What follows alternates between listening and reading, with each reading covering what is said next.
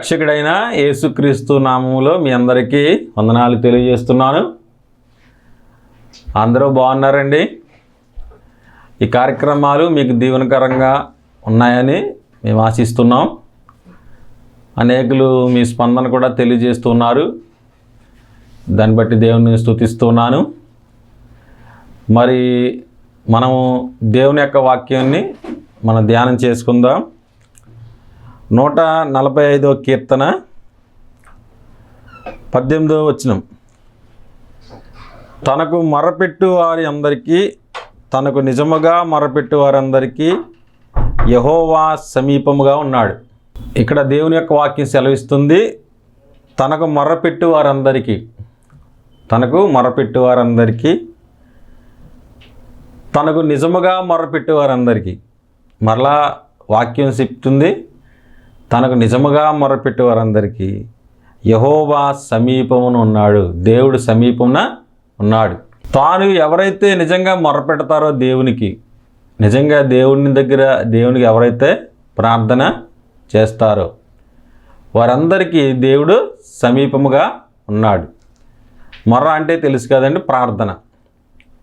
ఎవరైతే ప్రార్థన చేస్తారో వారందరికీ దేవుడు సమీపంగా ఉన్నాడు.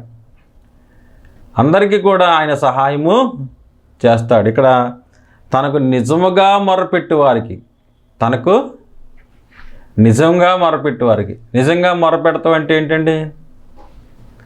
తనకు సమయం ఉన్నా లేకపోయినా, లేకపోతే తనకు ఇటువంటి శ్రమ ఎదురైనా, ఇబ్బంది ఎదురైనా కూడా దేవునికి మొరపెట్టాలి అన్న ఆతృత, ఆ ఆశ, ఆ యొక్క మనస్సు, ఆ యొక్క ఉద్దేశం అక్కడ అంటున్నాడు. తనకు నిజముగా మొరపెట్టు వారందరికీ, తనకు నిజముగా మొరపెట్టు వారందరికీ యెహోవా సమీపమున ఉన్నాడు. తనకు ఎవరైతే నిజంగా మొరపెడుతున్నారో దేవుడు వారికి సమీపమున ఉన్నాడు. కాబట్టి బైబిల్ గ్రంథంలో అనేక ప్రార్థనలు మనం చూడొచ్చు. చాలా ప్రార్థనలు ఉన్నాయి. ఆ ఎనోషి పుట్టిన తర్వాత యెహోవా పేరట ఆ ప్రార్థన ప్రారంభించబడిందని ఆదికాండంలో కనపడతాం మనకి. అంటే ప్రార్థనలు అనేవి ప్రారంభించబడింది. ప్రార్థన అంటే అర్థం ఏంటంటే దేవుణ్ణి శరణు కోరుకుంటాం, లేకపోతే దేవునితో మాట్లాడడం, లేకపోతే దేవా నేను ఈ పరిస్థితిని జయించలేను, ఈ పరిస్థితిని నేను జయించలేను కాబట్టి నీవు నాకు సహాయము చెయ్యి అని దేవుణ్ణి వేడుకోవడం, దేవుణ్ణి శరణు కోరుకోవడం ప్రార్థన. మనం జయించలేము. ఏ పరిస్థితి అయినా కూడా మనం జయించలేము. దేవుని మీద ఆధారపడినప్పుడు మనము జయించగలుగుతాం. ప్రార్థన, వాక్యము, ప్రార్థన ఈ రెండు ఉండాలి. చాలామంది వాక్యమే చదువుతారు, ప్రార్థన చేయరు. చాలామంది ప్రార్థనే చేస్తారు, వాక్యం చదవరు. కానీ ఈ రెండు సమపాలులో ఉండాలి. పక్షికి రెండు రెక్కలు ఎలాంటివో ప్రార్థన, వాక్యం అనేది అలాంటిది.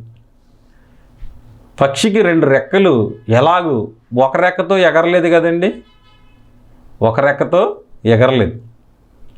అలాగే ప్రార్థన, ఈ పక్కన వాక్యం, అలా రెండు రెక్కలతో పక్షి ఎలా అయితే ఉంటుందో విశ్వాసికి కూడా ప్రార్థన, వాక్యం అనేది అలాంటిదన్నమాట.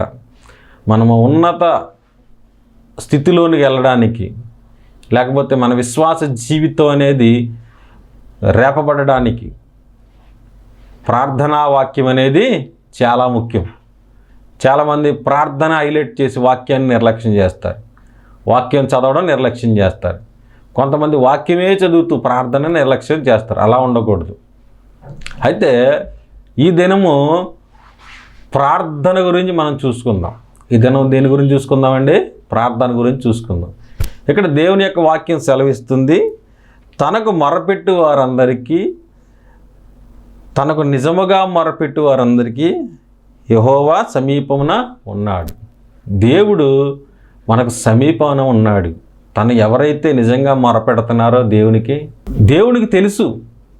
దేవునికి తెలుసు నిజంగా మొరపెడుతున్నావా, లేకపోతే నువ్వు మామూలుగా మొరపెడుతున్నావా అన్నది దేవునికి తెలుసు అన్నమాట. నీవు దేవునికి నువ్వు ఎలా మొరపెడుతున్నావు అన్నది దేవునికి తెలుసు. ఎందుకంటే ఆయన దేవుడు కాబట్టి. దేవునికి సమస్తము తెలుసు. దేవుడు సమీపింపరాని తేజస్సు కలిగినటువంటి వాడు. దేవుడు ఎలాంటి వ్యక్తి అంటే ఆయన సమీపింపరాని తేజస్సు కలిగినటువంటి వ్యక్తి. దేవుడు మనకు సమస్తము ఆయనకి మన మాట నాలుకకు రాక మునిపే ఆయనకి తెలుసు. దేవునికి మన సమస్త విషయాలు ఆయనకి తెలుసు. అయితే ఇక్కడ తనకు ఎవరైతే నిజంగా మొరపెడుతున్నారో అన్నది దేవునికి తెలీదా? తనకు ఎవరైతే నిజంగా భయపడుతున్నారో అన్నది దేవునికి తెలీదా? దేవునికి తెలుసు. దేవుని కన్నులకు మరుగైనది ఏది కూడా లేదు. దేవుని కన్నులకి దేవునికి మరుగైనదంటూ ఏది కూడా లేదన్నమాట. అంటే తను నిజంగా ఎవరు మొరపెడుతున్నారు, తనకు ఎవరు నిజంగా ప్రార్థన చేస్తున్నారు, ఎవరు భయభక్తులు కలిగి ఉన్నారన్న సంగతి దేవునికి తెలుసు. దేవుడు చూస్తున్నాడు. ఆయన ఆకాశం నుండి నరులను పరిశీలిస్తున్నాడు. తన యందు నిజంగా భయభక్తులు కలిగిన వాడు ఎవరో ఏంటో అని ఆయనకి సమస్తము తెలుసు అన్నమాట. కాబట్టి మనము దేవునికి మొరపెట్టేలాగా మనము ఉండాలి. నిజముగా మొరపెట్టేలాగా ఉండాలి. మన కష్టమైన, ఇబ్బంది అయినా, ఇరుకులైన, అపాయమే వచ్చినా కూడా దేవునికి మొరపెట్టేలాగా మనము ఉండాలి. ఎప్పుడైతే అలాగూ జీవిస్తామో దేవుడు తగిన కాలమందు మనకి ఫలాన్ని అనుగ్రహించేవాడై ఉన్నాడు. దేవునికి స్తోత్రం, హల్లెలూయా. అంటే దేవునికి మనము నిజంగా ప్రార్థన చేస్తున్నామా ఆలోచించుకోవాలి. మనం నిజంగా అంత ప్రార్థన అనేది మనం యథార్థంగా దేవునికి మనం చేస్తున్నామా? దేవుని సహాయాన్ని మనం అడుగుతున్నామా? లేకపోతే ఈ భౌతిక సంబంధమైనటువంటి వాటిల వైపే, ఈ లోక సంబంధమైనటువంటి కోరికలు, దురాశలు. చూడండి, సూపర్ మార్కెట్కి వెళ్ళి నాకు అవి కావాలి, ఈ కావాలి, ఈ కావాలి, ఈ కావాలి, ఈ కావాలి, అవి కావాలి సరుకులు తెచ్చేసుకుంటారు. అలాగూ దేవుని దగ్గరికి వెళ్ళి నాకు అవి కావాలి, ఈ కావాలి, ఈ కావాలి అని అడుగుతూ ఉంటారు ఎంతసేపు. అంటే దేవుడు అనుగ్రహిస్తాడు. దేవుడు అనుగ్రహించకుండా ఉండడు. దేవుడు ప్రేమ కలిగిన దేవుడు, దయ కలిగిన దేవుడు, కరుణ కలిగిన దేవుడు. ఆయన సహాయము ఆయన చేయకుండా మానడు. ఎవరికైనా ఆయన సహాయము చేస్తాడు. అయితే నీకు నిజంగా ప్రార్థన అనే దాని మీద నీకు ఒక అవగాహన ఉండాలి. నీకు ఇష్టం వచ్చినప్పుడే ప్రార్థన చేయడం, నీకు కష్టంగా ఉన్నప్పుడు మానేయడం కాదు. లేకపోతే ఎవరో చెప్తే చేయడం, లేకపోతే ఎవరో తిడతారంటే మానేయడం కాదు. బైబిల్ గ్రంథంలో అనేక ప్రార్థనలు మనకు కనపడతాయి. అనేక ప్రార్థనలకి జవాబులు కూడా మనం చూస్తాం. అయితే అనేక మంది ప్రార్థనలు చేస్తారు. వారి యొక్క సమస్య నుంచి విడుదల పొందుకున్నవారు ఉన్నారు. ఇక్కడ మనకి పాత నిబంధనలో ప్రార్థన అన్న దాని మీద కొంచెం మనం చూసుకుంటే కనుక ఒక సందర్భం మనకి కనపడుతుంది.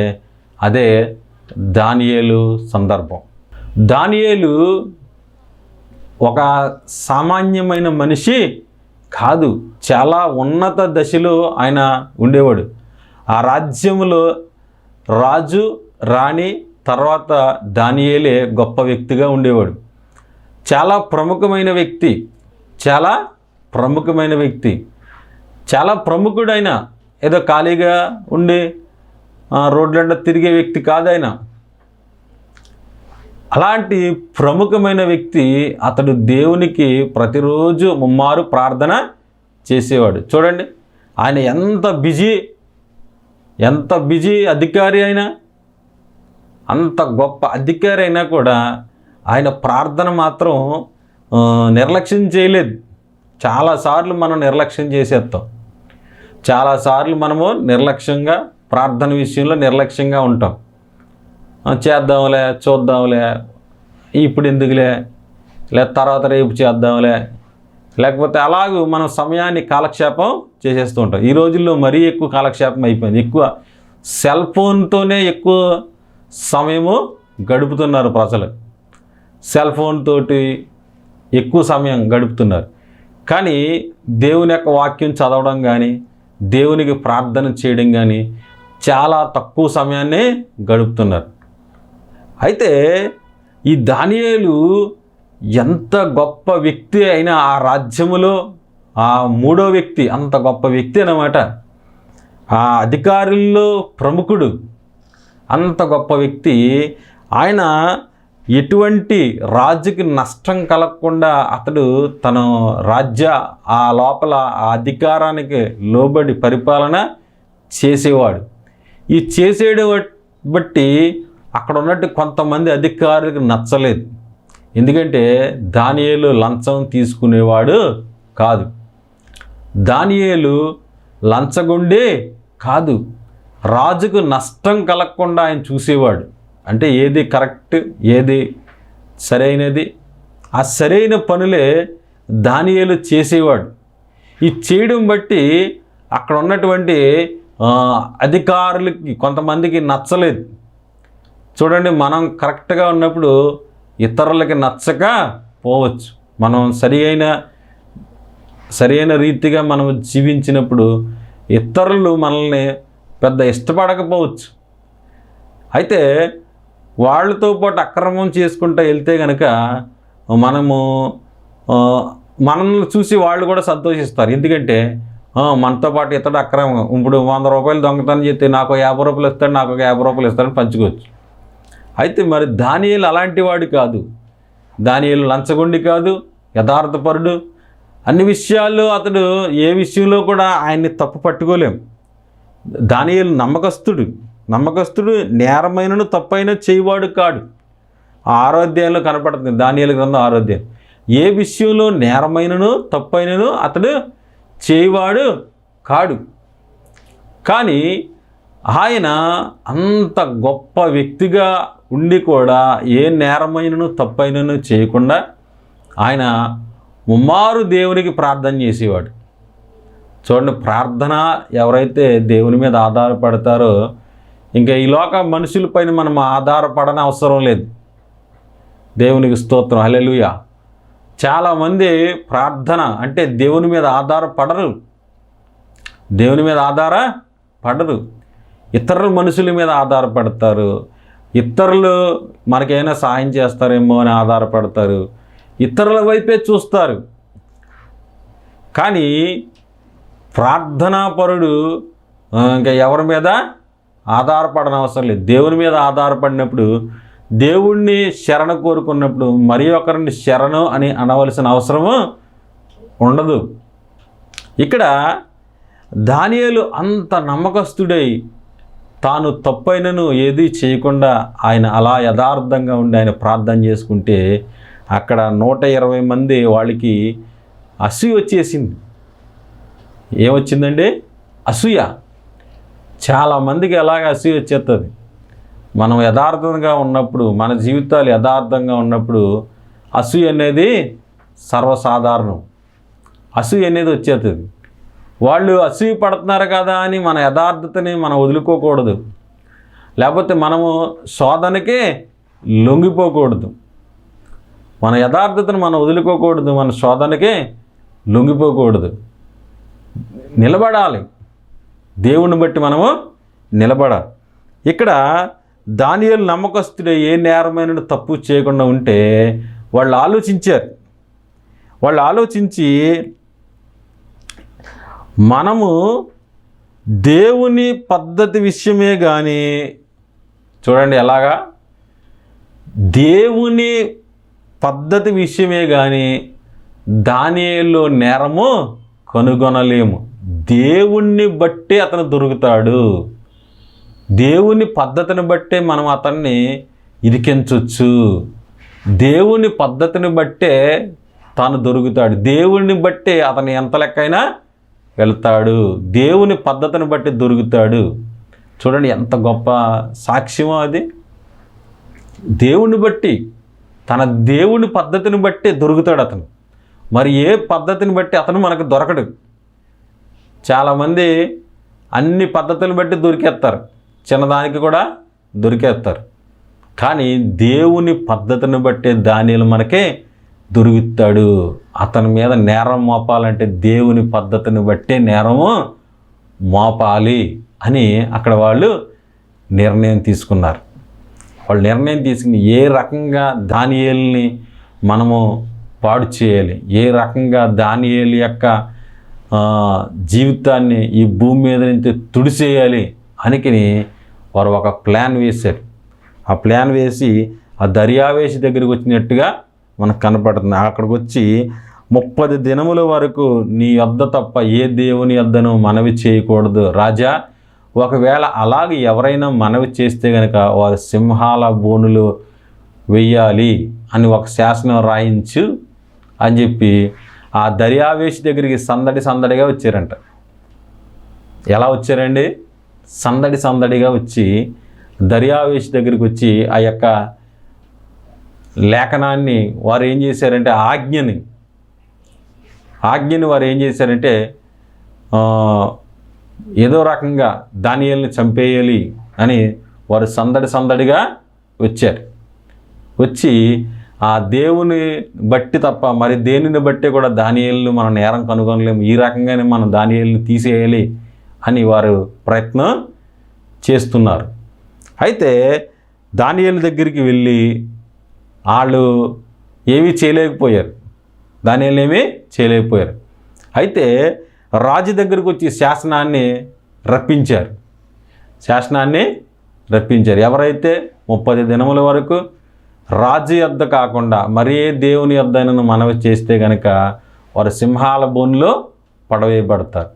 ఇక్కడ చూడండి 10వ వచనం చూడండి, 6:10లో దానియేలు ఇట్టి శాసనము సంతకం చేయబడినని దానియేలు తెలుసుకుని అతడు తన ఇంటికి వెళ్ళి యథాప్రకారం అనుదినము 3 మోకాళ్ళుని తన ఇంటి పై గదికి కిటికీలు నెరుసలేపు తట్టు చూసి తెరబడి ఉండగా తన దేవునికి ప్రార్థన చేయొచ్చు అని స్తుతించు వచ్చెను.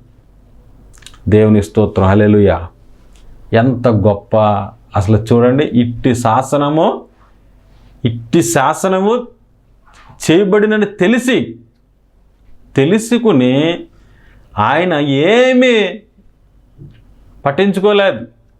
ఎవరైనా అయితే అయ్యి బాబు ఏమైపోతామో ఏంటో అని చాలా కూడా బెదిరిపోతూ ఉంటారు. చాలామంది ఏమైపోతారంటే బెదిరిపోయి ఇంకా ప్రార్థన మానేస్తారు. ఈ రోజుల్లో ఫ్యాన్ వేసి అన్ని కుర్చీలు వేసి మంచి స్థలం సిద్ధపరిచి రమ్మంటేనే ప్రార్థనకి ఎవరు రావట్లేదు సరిగ్గా. కానీ దానియేలు చూడండి, ప్రార్థన చేస్తే సింహాల బోను, ప్రార్థన చేస్తే ఏంటంటే సింహాల బోను. అందుకని మన కీర్తనలు చదువుకున్నాం కదా ఇందాక, తనకు నిజముగా మొరపెట్టు వారికి యెహోవా సమీపమున ఉన్నాడు. కాబట్టి ఇక్కడ అలాంటి శాసనము చేయబడినదని తెలుసుకుని, కూడా దానియేలు యథాప్రకారము దాని గురించి ఏమీ ఆలోచించలేదు. యథాప్రకారము వెళ్ళి తన యొక్క కిటికీ తీసి అనుదినము 3 మోకాళ్ళుని తాను దేవుణ్ణి ప్రార్థన చేయొచ్చు ఆయనను స్తుతించు వచ్చెను. అసలు విషయంలో కూడా ఆయన లెక్క చేయలేదు. నా దేవునికి ప్రార్థన చేయకుండా నన్ను ఏది ఆపలేదు, మరణమైనా ఆపలేదు. అది నిజమైన విశ్వాసం. తనకు నిజముగా మొరపెట్టు వారికి యెహోవా సమీపమున ఉన్నాడు. తనకి నిజమైన ప్రార్థనా జీవితం అంటే అది. అంతేగాని ఎవరో ఏదో అంటే ప్రార్థన మానేయడం. చూడండి చాలామంది ఆరాధనకి వెళ్ళరు సరిగ్గా. ఏంట సంఘంలో వాళ్ళు ఎవరో ఏదో అన్నారండి, మాకేదో గొడవ అయిందండి, నన్ను వాళ్ళు చూసి నవ్వలేదండి, వీళ్ళు ఏదో అన్నారండి, అందుకే మానేశారండి అంటారు చాలామంది. ఎవరో గురించి వెళ్తారా మీరు ప్రార్థనకి? మీ వ్యక్తిగత ఆత్మీయ జీవితాన్ని కాపాడుకోవడానికి మీరు వెళ్ళాలి. అంతేగాని ఎవరో ఏదో అంటారు, ఎవరో ఏదో అనుకున్నారు, నేను అందుకే ప్రార్థన మానేశాను అని చెప్పడం అనేది కరెక్ట్ కాదు. ఇక్కడ దానియేలు యథాప్రకారము తను మరి మోకాళ్ళుని కిటికీలు యెరూషలేము వైపు తీసి తాను దేవునికి ప్రార్థన చేయొచ్చు, దేవుని స్తుతించు వచ్చాను. చూడండి ఎంత గొప్ప ఆయన తెగింపు. అలాంటి తెగింపు కలిగిన జీవితాలు మనకు ఉండాలి.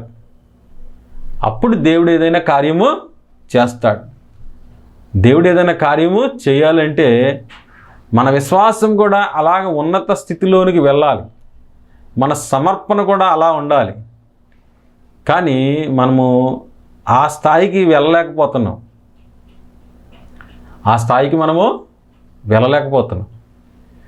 కాబట్టి మనము ఆ స్థాయిలోకి వెళ్ళేలాగా మనము జీవించాలి. ఈ చిన్న చిన్న శోధనలే మనం జయించలేక సెల్ ఫోన్ చూడకుండా ఉండడం, టీవీ సినిమాలు సీరియల్ చూడకుండా ఉండడం, లేకపోతే చిన్న చిన్న అబద్ధాలు మాట్లాడకుండా ఉండడం, లేకపోతే వాళ్ళ మీద వీళ్ళ మీద ఊసులు కబుర్లు చెప్పుకోకుండా ఉండడం, ఇలాంటి చిన్న చిన్నవే మనం జయించలేకపోతున్నాం. మరి మరణాపాయానికి వచ్చే పరిస్థితులు అయితే మనం జయించగలమా? ఆలోచించుకోవాలి. మనం దానియేలు దేనికి భయపడలేదు. సింహాల బోనైనా పర్వాలేదు, దేవునికి ప్రార్థన చేసుకుంటూనే ఉందో అనుకుని ఆయన ప్రార్థన మాత్రం మానలేదు.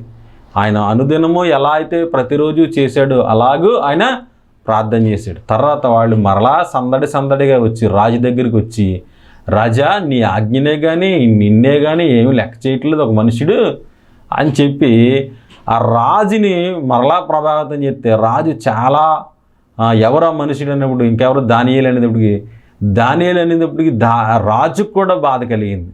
అయ్యో, దానియేలుని కాపాడడానికి రాజు ఎంతో ప్రయత్నం చేశాడు. కానీ వాళ్ళు సందడిగా నువ్వు ఆయన్ని కాపాడకూడదు అని చెప్పి వాళ్ళే మరలా ఎదురు తిరిగినట్టుగా కనపడుతుంది.